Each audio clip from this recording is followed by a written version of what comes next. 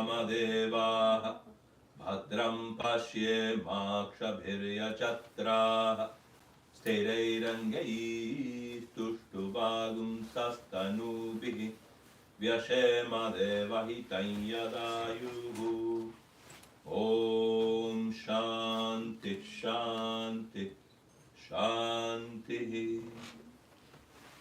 Om, O gods, may we hear with our ears what is auspicious. O ye adorable ones, may we see with our eyes what is auspicious.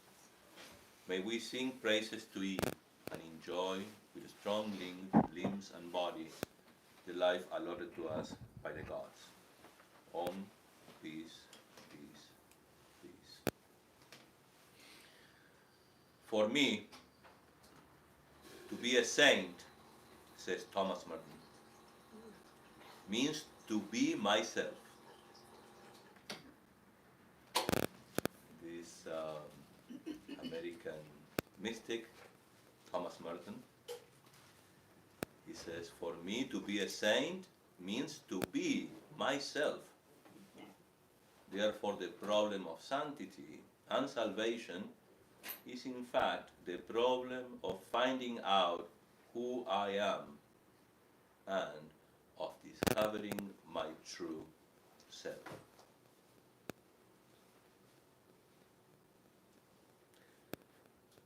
Therefore, the problem of sanctity and salvation is in fact the problem of finding out who I am and of discovering my true self. Good morning, everyone. Today we are going to talk about the way to liberation. Does it make sense, the quote? Yes. Discovering who I am. Do we know who we are? That is your true self.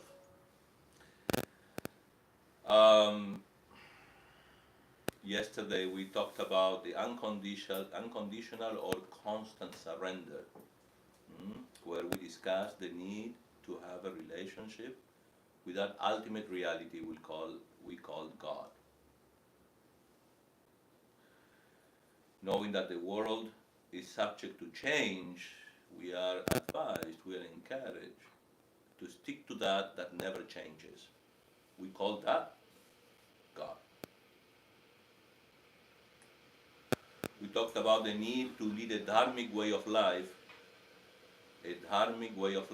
based on this righteousness, what is good for you and for others. Accepting the gifts and opportunities life gives us and transform that challenge into some kind of austerity. We talked about that yesterday. How to transform the challenges of life into austerities. For those who do not know, by austerity, we accept the challenge. In acceptance, we can really work with ourselves. If we don't accept and keep complaining, it's very difficult that we may find a solution in our lives. We talked about life in general. We talked about the knowledge that was going to help us to practice that constant surrender. What was that knowledge? That God is the means and the end. Somebody was here yesterday, Walker, and he found this very, very challenging. Yes. He was saying, but Swami, how do we do this? And I find it difficult, He tired you and he's too tired to come this morning. No, it's fine. So today we are going to talk about why. The why we need to have a relationship with God.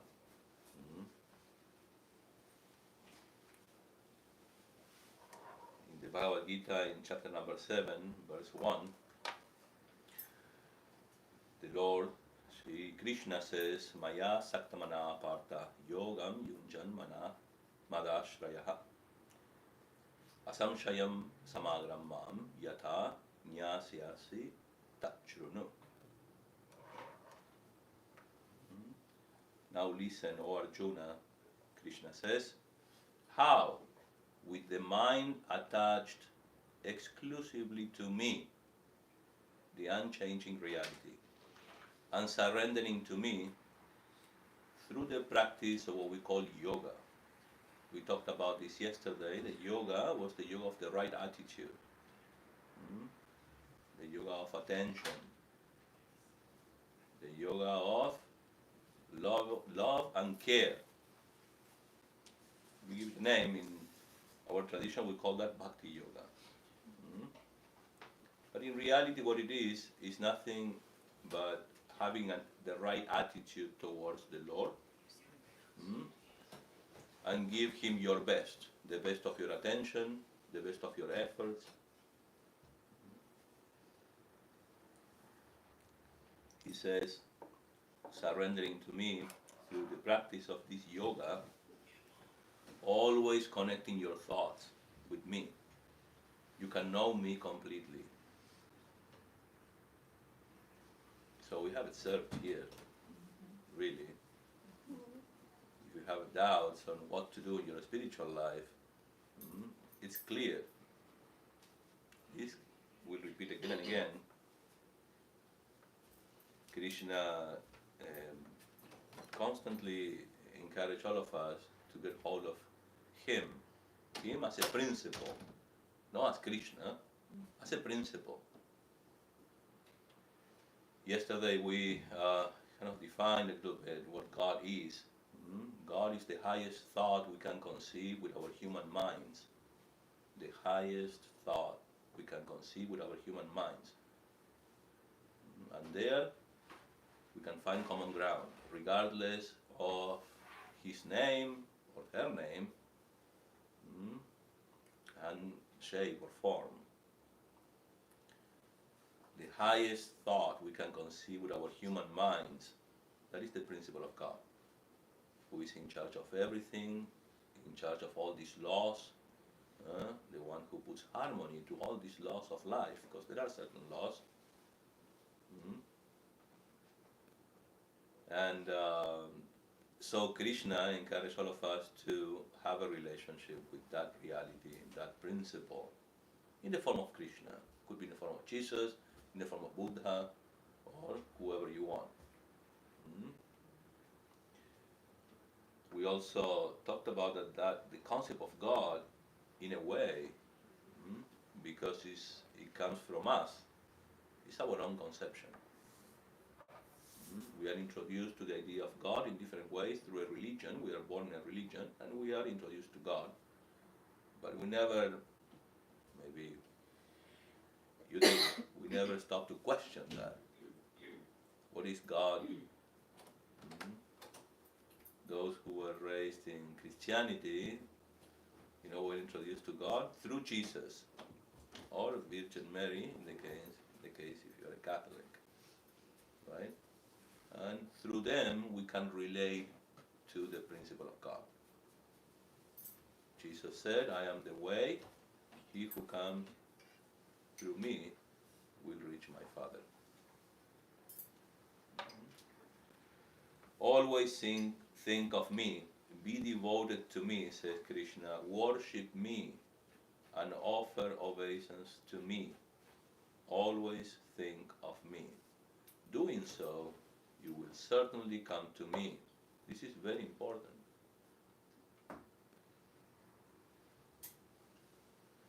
Because I'm assuming that all of you already accept the principle of God, and in these teachings we are encouraged to have a relationship with that. A very direct and intimate relationship with God. We have to use our emotional constitution and relate to God as if he or her were our beloved. We are encourage that we fall in love with that principle of God. We fall in love. The reason is, doing so, you will certainly come to me.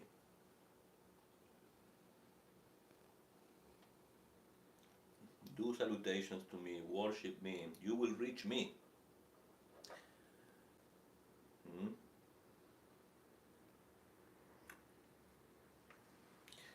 Now, why it is so hard to accept this and to practice this? Do you know why? Because the horses are going everywhere. The senses. The horses, which are the senses, are not controlled by the reins. And the charioteer, which is our intellect, the reins is the mind. Very good, but I'll go deeper. Anybody else? Do you know why it is so hard to think of the unchanging reality and have a constant communion with Him? Because our senses are created to go outside, naturally it goes outside and we are attracted by it and get distracted. And the Yeah. mind is so fickle, just faster than the wind. The mind is so fickle. Also, it's very abstract. So the problem is in the mind, huh? Sense of separation. Sense of separation. The problem looks like it's in the mind. Yes. We find again in verse number 13. Tribhir gunamaye bhave evi sarmamidam jagat mohitam navijanati mam evya paramavyayam. This is in Sanskrit. Tribhir gunay. Tribhir gunamaye. The entire world is deluded by these states. And this is very important. The entire world, by world, it means human beings. There is a Shankaracharya, as you all know, Advaita Vedanta teacher, exponent of Advaita Vedanta. He says it means human beings. The entire world is deluded by these states, these powers, modifications, which are modifications of the gunas of Prakriti. The entire world, being deluded, does not know me. Who is beyond these three powers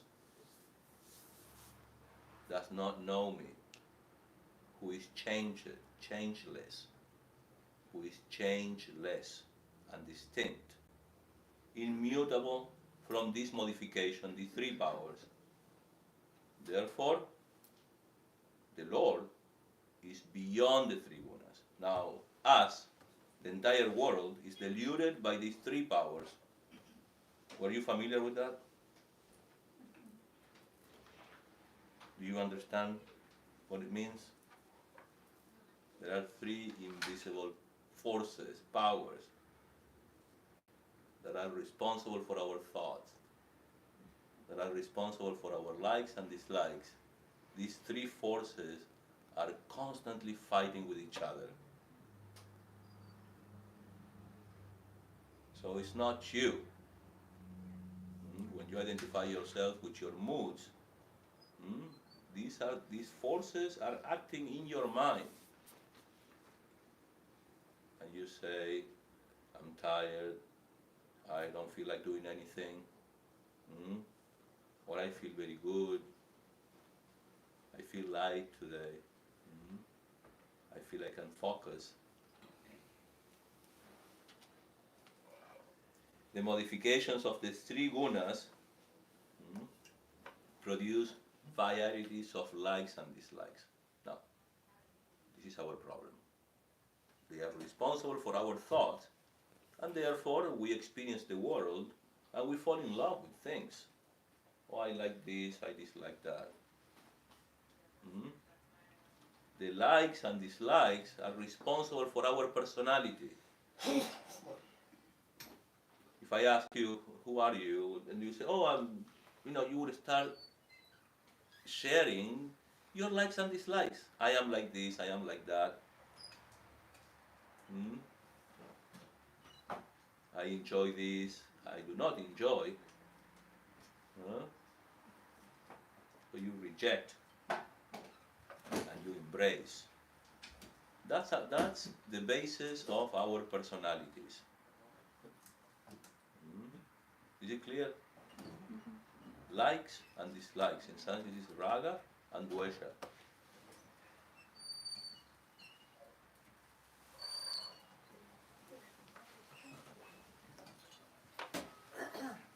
Raga means desire. So we can have, I'm going to explain these gunas a little bit. So we can have a sattvika kind of desire that is to study the scriptures.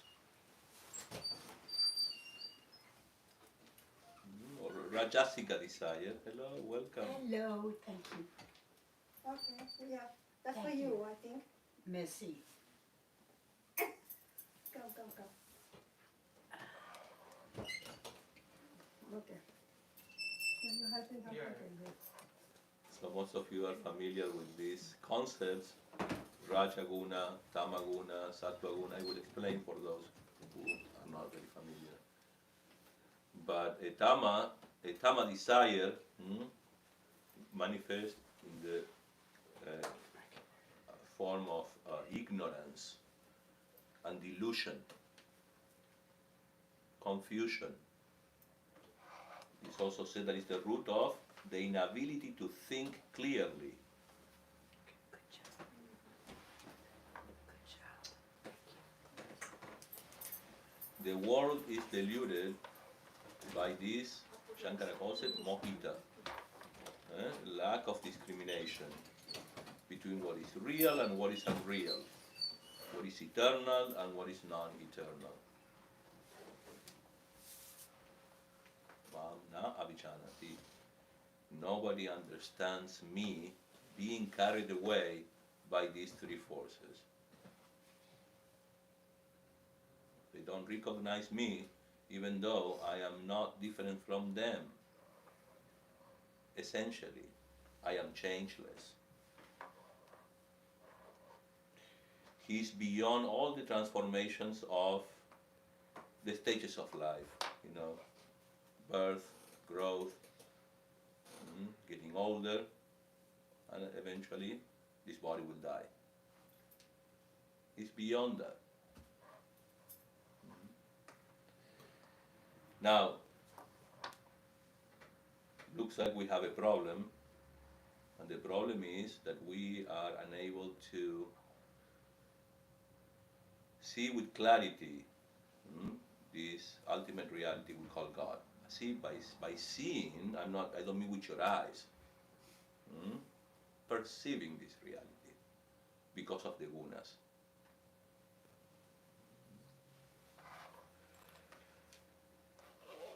In the following verse, in the Bhagavad Gita, chapter number 7, we find an affirmation, the secret or the only way to liberation. Devi hyesha gunamayi mama maya duratyaya mameva ye prapatyante maya metam taramtite. Indeed, this maya, these three forces which belong to me, the modifications of these three powers or gunas, is difficult to cross. This maya, this hypnotism that we are victims of, is very difficult to cross. He says, but those who seek me, they cross this maya.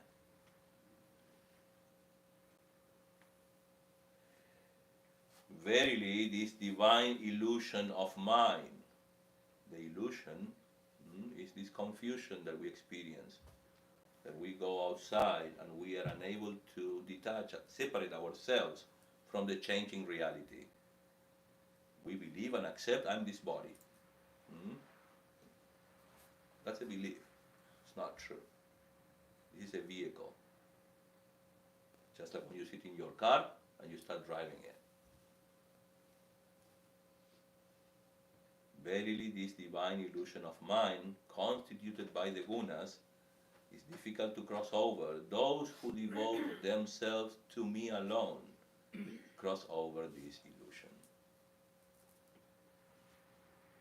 What happens to us? We experience the world through our senses and we fall in love with the objects of the senses, thinking that by fulfilling our desires, that will make us feel complete. In our experience, it only creates an addiction because it's never enough. The only way to experience that completeness or fulfillment is to go within. Or like he says, seek him, have a relationship with him. Something that we talked about yesterday. Today, I'm telling you the reason why we need to stick to the unchanging reality.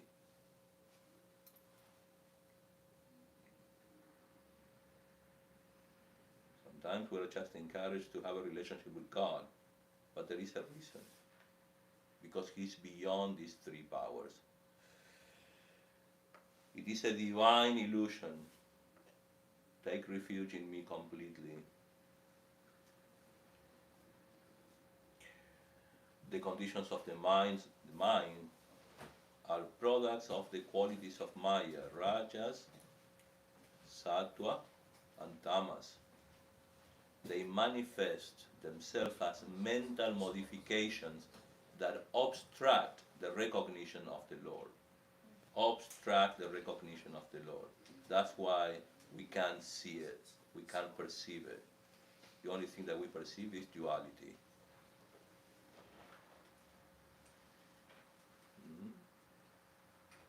Unless you are able to see yourself, to perceive yourself distinct from these forces, you won't be able to recognize them as the causes or the activities of the mind.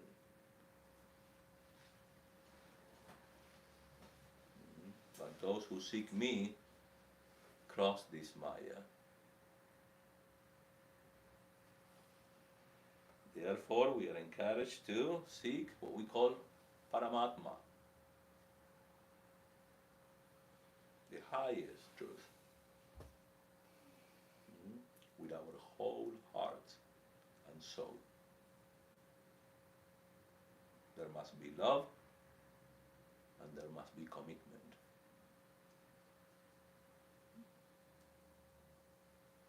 Because it's all over the Gita. Do you know what Bhagavad Gita is? It's the essence of the Upanishads. These revelations, we call Veda, knowledge. The highest knowledge can be summarized in the Upanishads. And the Bhagavad Gita is also said to be the latest Upanishad.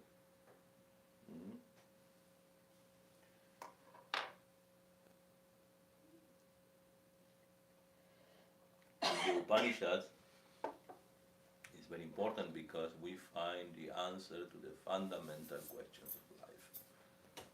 Who am I? That's how we started the lecture. To know yourself. And why are we here?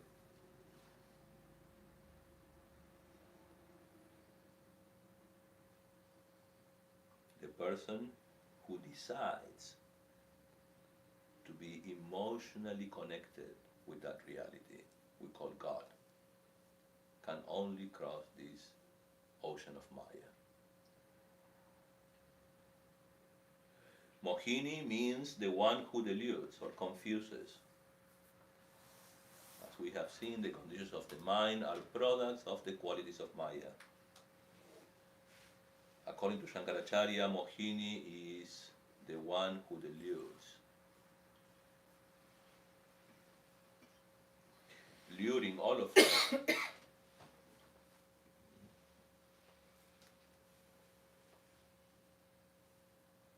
This Mohini comes in a variety of forms: power, money, name, fame, etc., etc. Lust, greed. In the Vishnu Purana, we find a story. Many of you maybe are from India, you're familiar with it. The story of Bhasmasura. Bhasmasura. Should I read it? Once upon a time, there lived an Asura. Asura is called demon. There lived an Asura named Bhasmasura. Bhasma means ashes. Bhasmasura wanted to be the most powerful demon. He wanted to have great power in comparison to other Asuras, therefore he decided to perform severe penance, austerities, to please Lord Shiva. He thought that once he wins the favor of Lord Shiva, he would get his wish fulfilled and become the most powerful Asura. Bhasmasura prayed for a long time. He was absorbed in meditation. And Lord Shiva heard his prayers from Kailash. Using the power of meditation, Lord Shiva came to know that it was Bhasmasura who had been praying. Lord Shiva never differentiates between his devotees, irrespective or whether they are Asuras or Devas. Deva means angels, you can say. He appeared before his devotee. Lord Shiva was satisfied and happy with the prayers of Bhasmasura, and he appeared before him. He asked him to open his eyes. Bhasmasura opened his eyes and he could feel the divine voice flowing through him. The Asura saw the Lord Shiva. He fell at his feet. Lord Shiva smiled and asked, "What do you wish from me?" Bhasmasura replied, "Lord Shiva, I want to be immortal." Shiva denied his wish, saying that it was against the law of nature. This body will go, whether we like it or not. It's subject to these changes. He told Bhasmasura that every person who is born has to die. And Bhasmasura, of course, became sad. He really wanted to be immortal and invincible. Then he had an idea and asked Lord Shiva to grant him the power to reduce anybody's body to ashes by touching their head with his hands. Very interesting. Shiva wondered the reason why Bhasmasura asked for such a boon.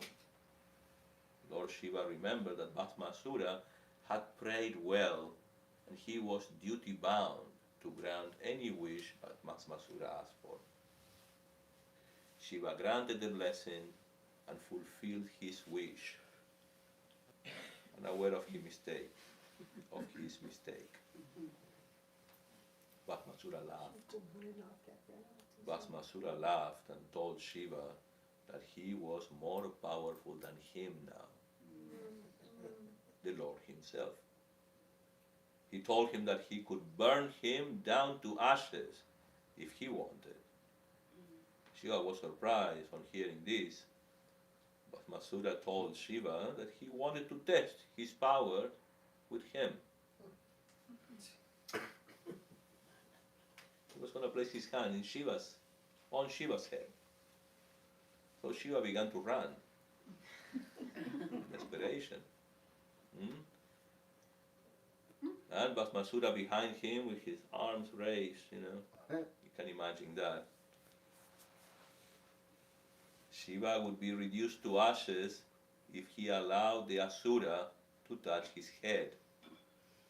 This would change the entire destiny, as that was not supposed to happen. The only thing that the Lord Shiva could do was to run and pray to Vishnu. Help, Vishnu. He is the preserver, the God who preserves creation. Bhasmasura was about to follow him inside the jungle, but he stopped. He saw a beautiful woman who stood in front of him. The woman was so graceful and beautiful that Bhasmasura even forgot for a moment who he was. He stared at the woman. He asked her, "Who are you?" And the lady frowned at Bhasmasura and said, "You don't visit anybody's home and ask them who they are."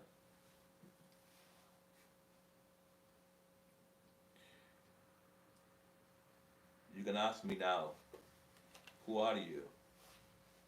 the lady asked. And he said, "I am Bhasmasura." Bhasmasura, the woman said, "Now you can ask my name." And the beautiful woman replied that she was Mohini, the one who deludes. He then asked Mohini to marry him. Mohini laughed and walked away. Bhasmasura followed Mohini slowly and asked everything about her. Mohini said she used to live in the forest with her parents. She came to the forest to pick up some flowers for the puja, that is a ritual. Then the Asura told Mohini that if she marries him, he would always take care of her and keep her happy. But Mohini wasn't happy. She called Bhasmasura a good-looking man. Bhasmasura wanted to know why Mohini wasn't happy. Mohini told him that she was a dancer. And when she was young, she made a promise that she would only marry a man who dances along with her. Bhasmasura was shocked because he didn't know how to dance. But the demon promised to learn. And Mohini said, "I will teach you. Just do what I do. Don't worry. I will teach you how to dance. If you follow my steps exactly the way I do, I will become yours and I will marry you." Bhasmasura was ready to learn the dance steps and was really following Mohini's steps. By following her steps, the two of them started dancing, and Bhasmasura was getting better and better. And he was only concentrated on dancing and nothing else. Mohini made a move where she kept her hands on her head. Bhasmasura followed her, and guess what happened? He was burned to ashes. While Mohini was looking at the ashes of Bhasmasura, Shiva appeared, thanking her. And then he turned Mohini turned into Vishnu. These are stories for kids. Yeah. But there is a moral here. Because we are enchanted by Mohini, which is this world. And when we go obsessed by sense objects or circumstances in our lives, we forget who we are. So in a way, we are kind of this asura.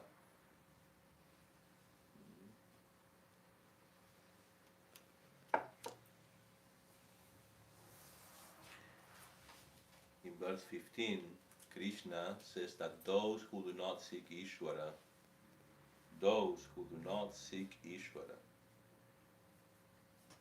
they are evildoers and the lowest of men, deprived of discrimination by Maya, by these forces.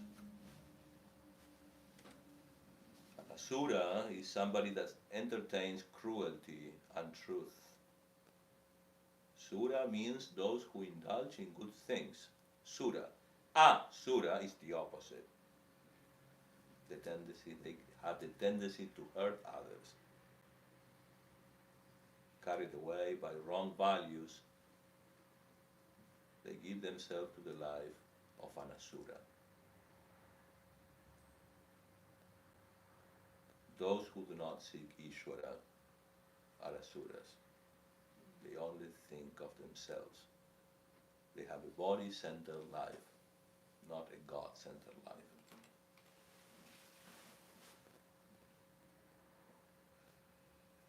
Devi hiesha gunamai mama maya duratyaya mameva ye prapadyante maya meta tarantite. Indeed, this maya which belongs to me, the Lord, he says, which is the modification of the three gunas, is difficult to cross.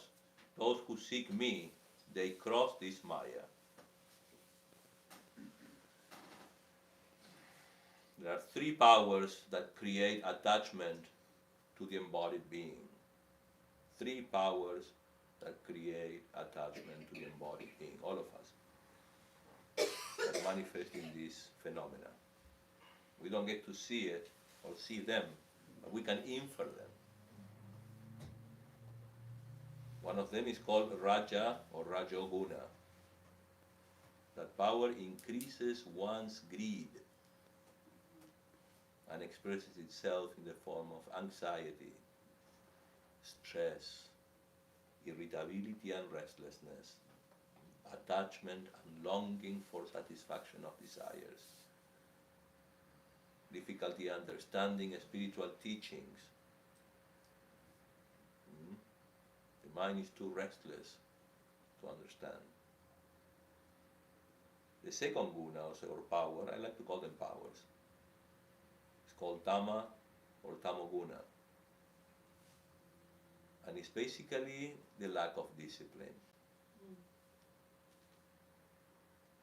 Represent ignorance, inertia, laziness, and provokes apathy, insensitivity, depression, feeling of darkness, grief, helplessness, and loneliness.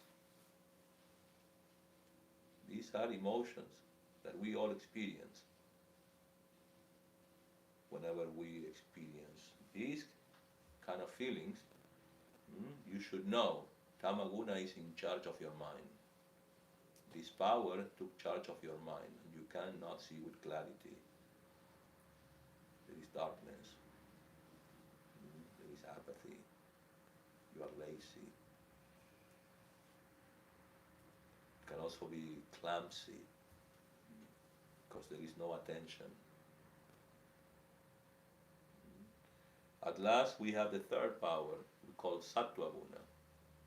Sattva Guna increases one's knowledge and represents goodness, calmness, and harmony. Sattva Guna represents the principle of balance and harmony, increases the quality of purity, clarity, and mental and emotional equilibrium. Other characteristics of Sattva Guna: positivity, truth, peacefulness, tranquility, light, happiness, purity, calmness, harmony, kindness, forgiveness, patience, and compassion. We are supposed to stay alert and observe our minds.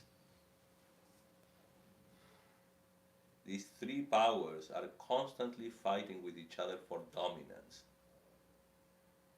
Not that they are bad, they are natural, part of nature. But one thing is true, that in order to seek the Lord, in order to remember the Lord, in order to go beyond these three powers, we have to seek Sattva Guna. Sattva Guna manifests in the form of clarity, lightness. When you meditate and lead a religious life, meditation, prayer, you experience Sattva Guna in your mind. You cannot move from tamas to sattva. Tamas is inertia, darkness. You cannot move from darkness to light only through rajas. So when you feel depressed, or you feel, you don't feel like doing anything, what do? You increase rajas. You go for a walk, go for a run, go to the gym. And that activity, once you reach that state, then you can calm down and find calmness, which is Sattva Guna.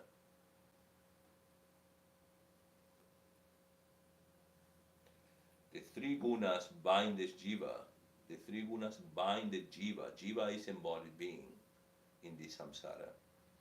It is this Maya, this Mohini, manifesting as mental modifications. Mental modifications. Do you see this? That seemingly obstructs the recognition of the Lord, the ability to see that unity in diversity. These are the forces that are responsible for our inability to connect with the Lord.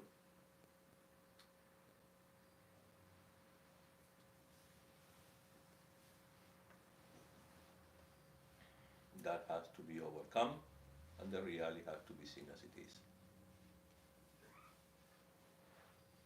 It's a change in our vision.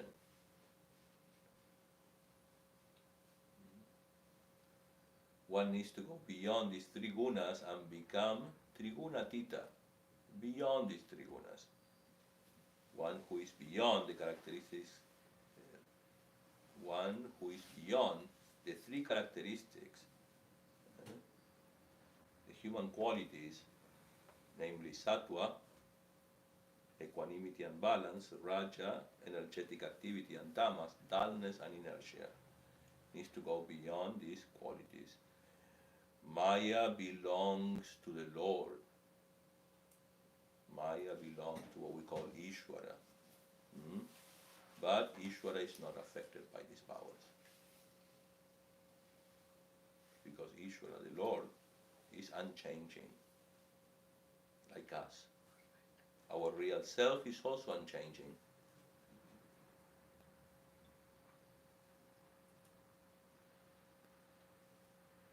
Even though it is impossible to cross this Maya, the Lord Krishna acknowledges here that the only way to cross these forces that delude all of us is by connecting to Him.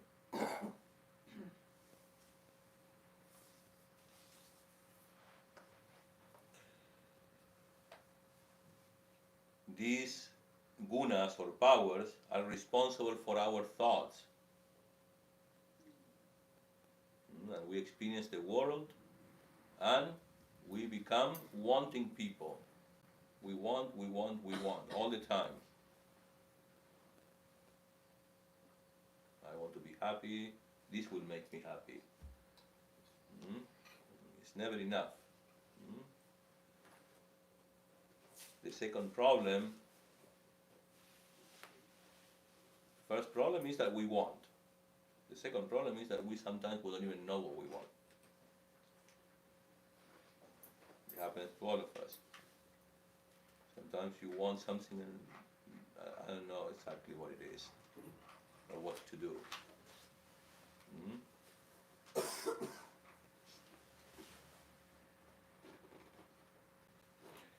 In Vedanta, it's clear that we need to cover specific needs, minimum needs in our lives.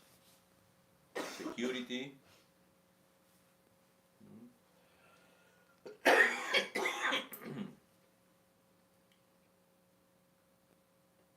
and once we cover that security, we can start experiencing or enjoying life, fulfilling your desires. First thing first, you need to feel protected. And we experience our lives through desires. They are inevitable. I think I told you yesterday or the day before yesterday that in Vedanta we always say that the problem is desire, no doubt about it, it will come now. But the annihilation of our desires, sometimes we take it too seriously. And for all of us, it's difficult to navigate that because we are beings who can't stop desiring. Desire is the motor of our lives. So that needs to be understood.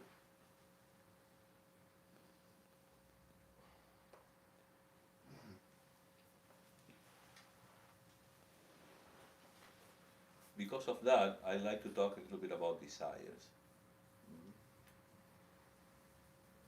We desire, we are called to do something about it. We want to work and achieve what we want. We call that artha or security, wealth. And for that we have to work really hard in our lives. Sometimes there is, again, people ask me, but I have lots of desires and I really would like to connect with God or lead a spiritual life, but I want to be successful. I want to have a career. Of course, there is nothing wrong. A spiritual prosperity goes hand by hand with material prosperity.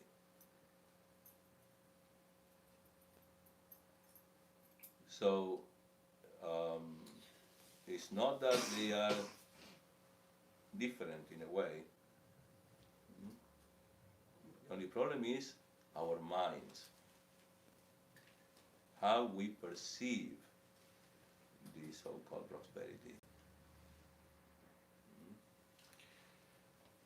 Those people whose discrimination is robbed away by their own particular desires, says the Lord, driven by their own dispositions, they seek the fulfillment of their desires. And that's the problem.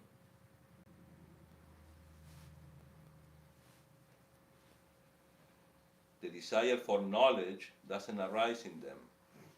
That's why many people are not interested in God or in spirituality. They just want to feel fulfilled with material achievements. Until we manage to get some stability, and once we reach that state, we want to enjoy life. Most of us, once we cover the security and wealth, once we have enough in our bank account, we want to enjoy life. Go on a cruise, there is nothing wrong. But we can always grow a little bit addicted to that. In that pursuit, now fully focus on enjoying life by pursuing what we call kama in Sanskrit. In the beginning we find that it was pleasurable and entertaining, but soon we understand it's never enough. You want more, more and more. Some desires are essential for survival and basic needs, while others are driven by attachment, craving, and the sense of lacking. Vedanta posits that it is these latter desires that lead to suffering. Mm? The desires that makes you feel attached. The desires that are centering Rajaguna.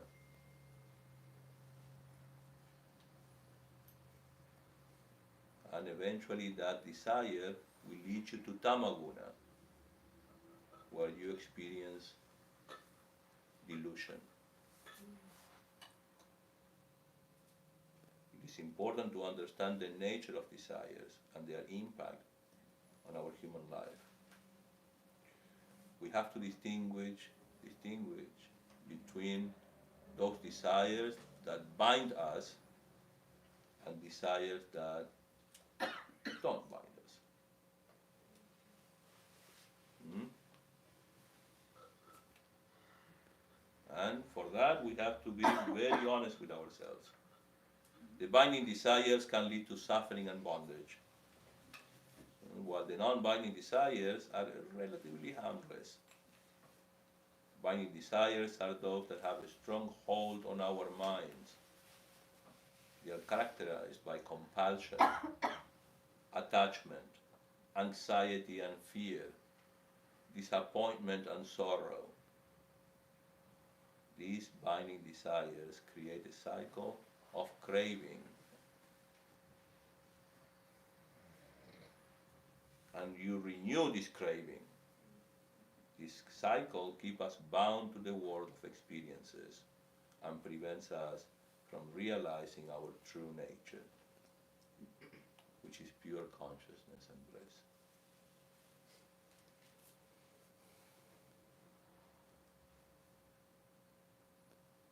The non-binding desires, we can see them as preferences or choices. In contrast with binding desires, non-binding desires are preference or choices. These desires are characterized by lack of compulsion. We are content even if the desire is not fulfilled. They lack attachment. We are not deeply attached to the desire or the object we desire. Do not disturb our equanimity. Now,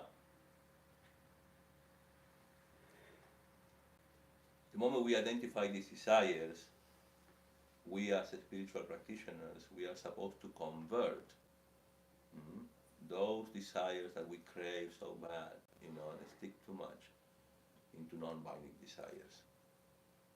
Because they are natural, and they are born of the gunas. It is possible to convert them by self-awareness, discrimination, and spiritual practices. Understanding the nature of desires, developing detachment, cultivating a sense of detachment, practicing contentment, engaging in spiritual practices is something that we have to pay attention in our lives.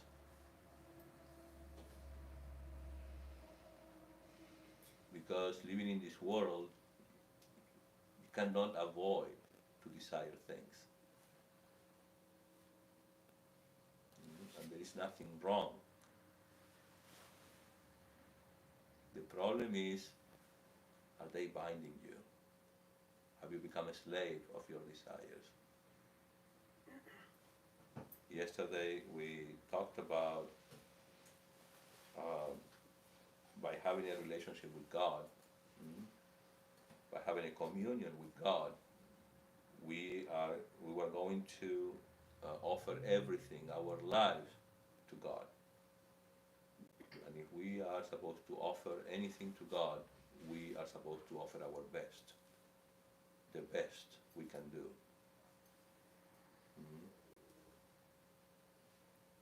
Somebody asked me about the will of God or my will. will of God express itself through your own will. But you have to pay attention that those desires don't trap you. You don't become a slave. We all want prosperity and growth in our lives.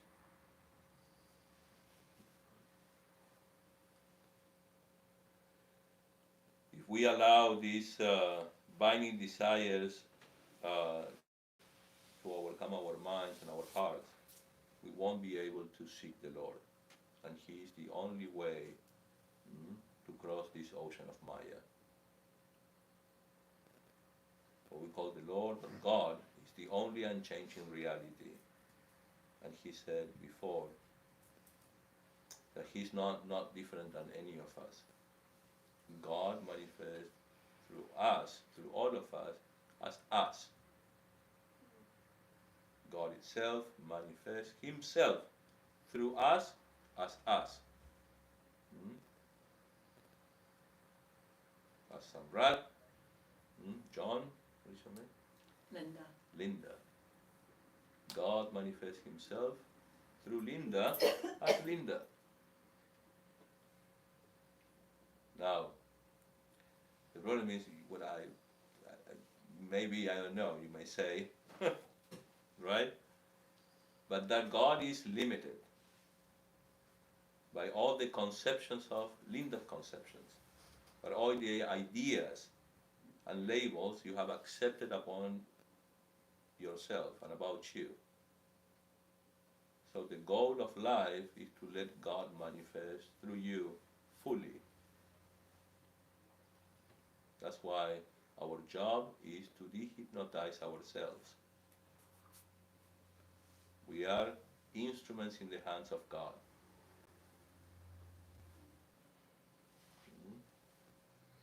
In the Bhagavad Gita, the Lord mentions that many people come to Him. And He, verse 18, I think, chapter 7, He quotes two types of devotees, or those who seek Him. The Artati, Jignasu, and Jnani. The very first two are very selfish. The first one wants to simply resort to God for the sake of getting rid of his pain, bad luck, Sometimes we are advised to seek God, and He will help us getting rid of our sufferings. True. But the Lord welcomes you. The second type is those who believe that the only way to be prosperous in your life, God will help you be more prosperous, and therefore they relate to God for that.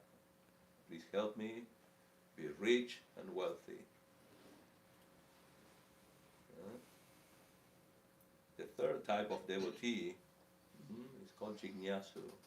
It's the person who actually resorts to God and has only one desire: to know Him. He doesn't care about anything else. He's done. He wants to know God completely. He wants to know all the secrets. Whether a monk or a householder or a lay person. At last, Krishna exalts. The highest type of devotee, he says, is what we call the jnani, the knower, who has become one with Him. That person, if I may call it that,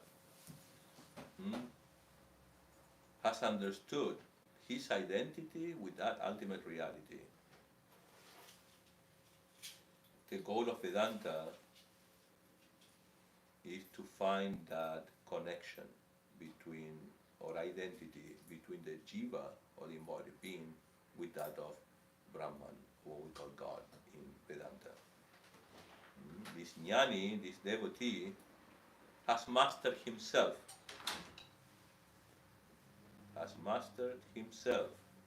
and is fully aware that God manifests through him, but now completely. That's our goal. That's our goal.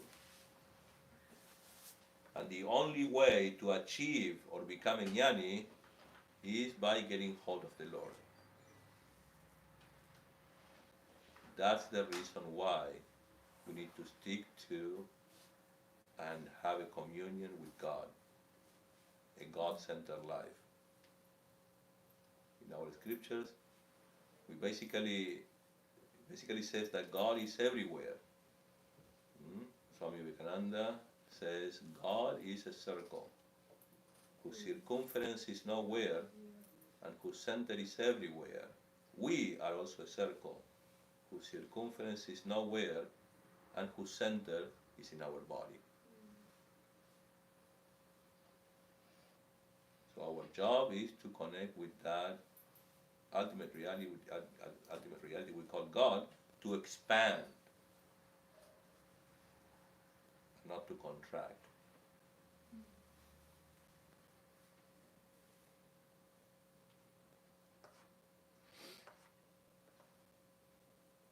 Surrender to Him alone with your whole heart. By His grace, you will gain absolute peace.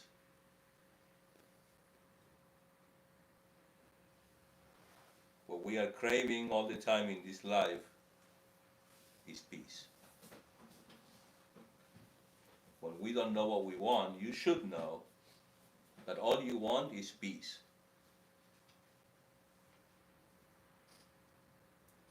It is said that God, or Brahman, is of the nature of Sat, existence absolute, Chit, awareness or consciousness, absolute, and Ananda, bliss, fulfillment, absolute. As living beings, we are aware of our existence. 2. Sat and Chit can be experienced by us.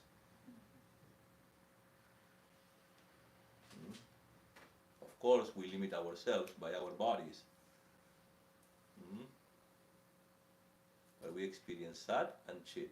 We experience our existence and we are aware of our existence.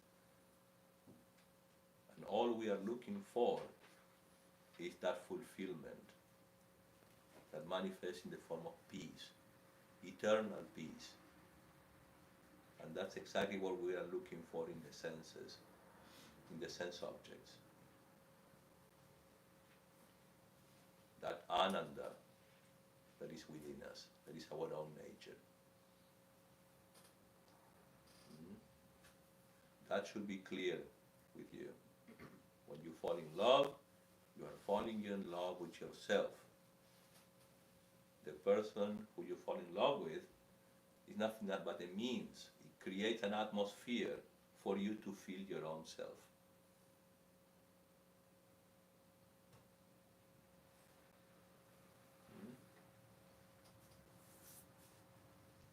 So it's always in us, not outside. We experience our own being, our own self. You will gain absolute peace. Take refuge in Him with your whole heart. For me to be a saint means to be myself. Myself, now, when all these forces are overcome, you can see yourself with clarity, united with that ultimate reality as Atma. Therefore, the problem of sanctity and salvation is in fact the problem of finding out who I am.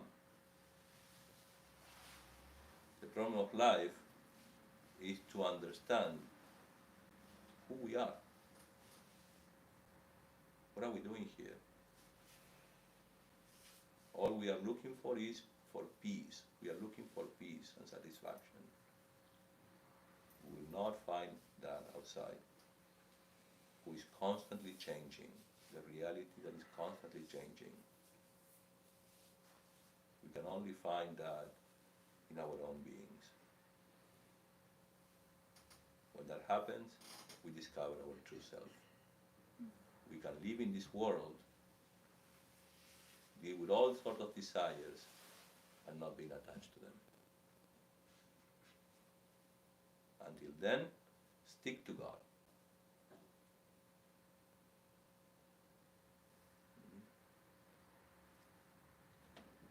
Stick to that principle. Do you have any questions?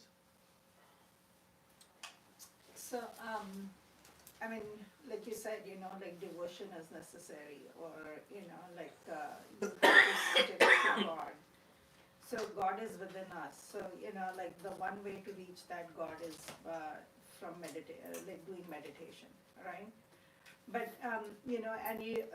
and for a person who is, who does not have anxiety, who does not have fear, who has been studying spirituality and has been acting in the world, like, and being spiritual, like when they engage with the world. How important is devotion for that?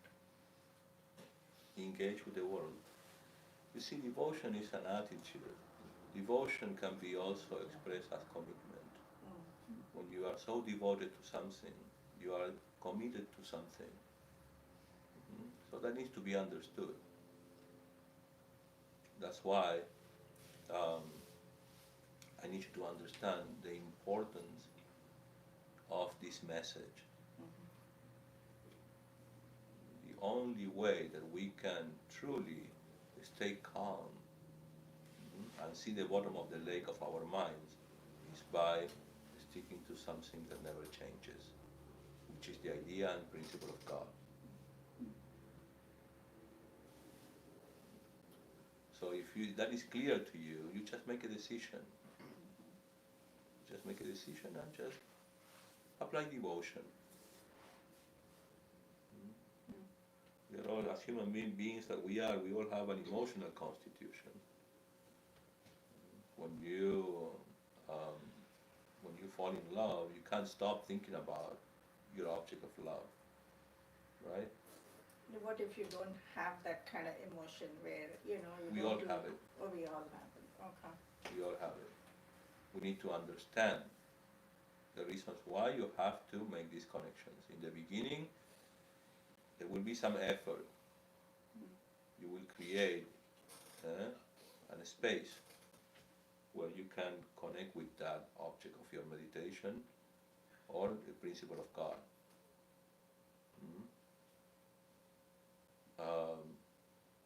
You care.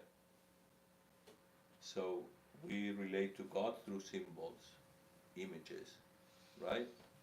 So you are from India, you know that, see this image is clean, you offer flowers, incense, that creates a magic within you. The moment you have the right attitude of love and care, it looks beautiful, right? And you are responsible for that. You will feel the transformation within you.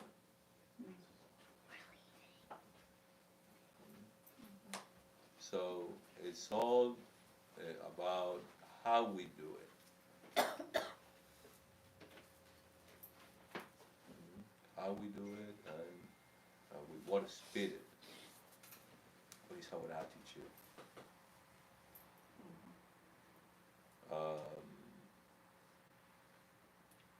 We are encouraged to also have a very intimate relationship with God in the form of a conversation. You can talk to your God, your Ishta Devata, your ideal, through a conversation, constantly. It's a very intimate relationship. It's very private. You can share this with your husband if your husband, accepted an idea of God the same as yours. But the relationship is very personal. And that relationship is you are tapping into your own essence, your own being within you. So that's the reason why it is so important. We are so hypnotized by these three forces uh, that we can't really detach ourselves from the changing reality. The only means we have is the principle of God. Mhm. Yeah, the same thing. You know, someone said, yeah, you can talk to God. I talk to God, but God doesn't talk back to me. It's a one-way conversation. So what is your answer will be? Talk back. Well, it's you know that's an idea that we all have. You know Yeah. that God eventually will talk back to us, or I will listen something. Yeah. You are having a conversation with yourself. Yes. That is truly what is happening, and it's like caring for something in the outside. When you love somebody, you care about it, right? And you treat him or her nicely. In the same way, by having a relationship with God within you, you start loving yourself. It's self, capital S, love. Self-love. Mhm. You do that through the principle or idea of God. Yes. So we have moved. Yes, Swamiji, yesterday you said that Jnana, Raj and Karma will help you reach God. Today you are saying Bhagavad Gita, if you don't accept God, then you are asura indulging in adharma, hinsa, and you are bound by sattva, rajas and tamas. Therefore, bhakti yoga is supreme surrender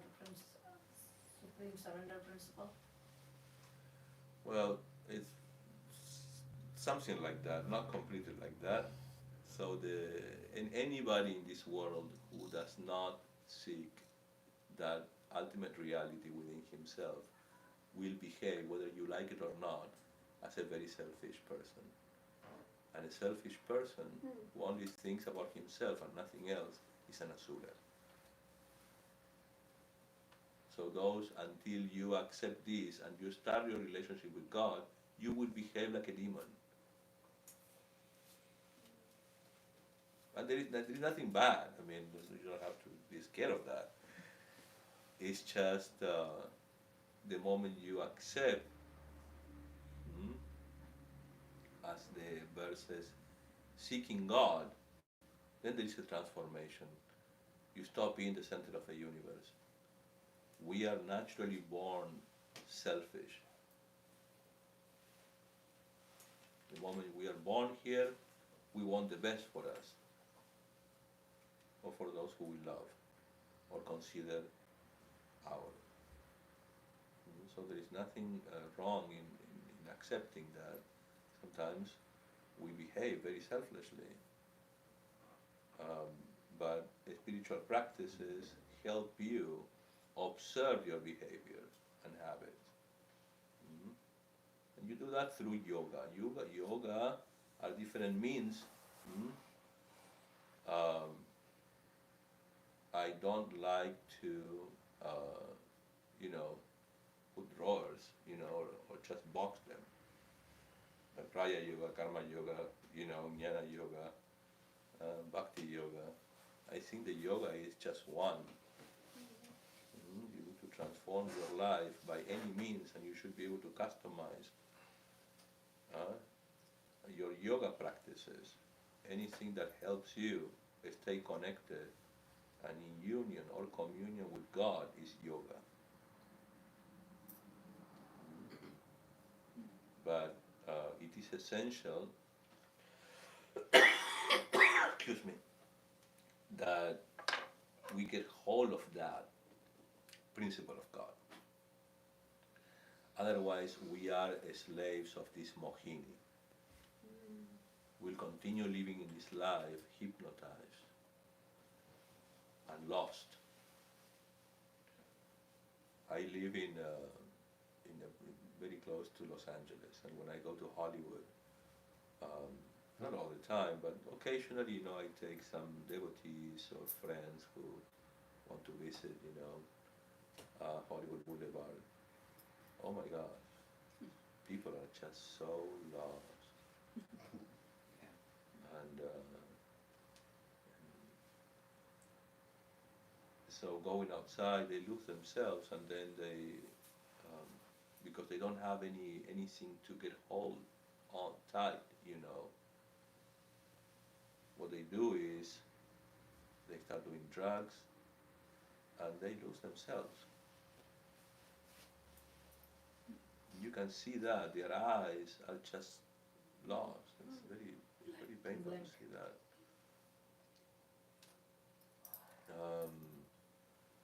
Again, human beings have the capacity to understand these teachings and do something about it.